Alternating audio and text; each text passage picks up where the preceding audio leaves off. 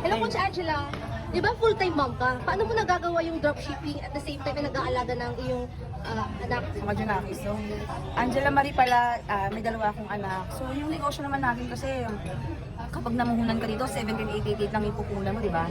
Pero ang maganda, itong retailing, dropshipping, at wholesaling business, provided na lahat ni company yung training. Ikaw na lang talaga yung a-attend. Tapos, ang maganda pa dito, may mga marketing materials pa. Yung mga caption, ikakopy mo na lang para ipost sa mga social media mo.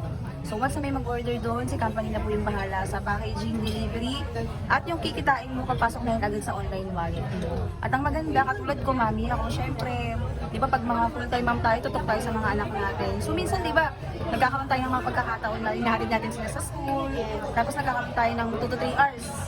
Yun lang yung pwede mo i-alat. Ayun yung pinakamatagal para aralin yung negosyo natin.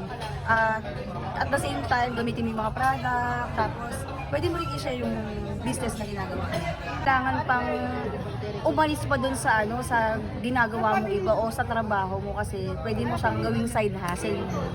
Yes, tama. Thank you.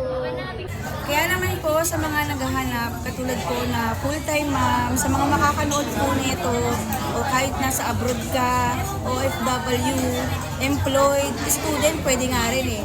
I-message niyo po si Miss Yolni Pearl. Isa po siya sa makakatulong sa inyo para makapag-start po dito sa negosyo. Yes, let's go!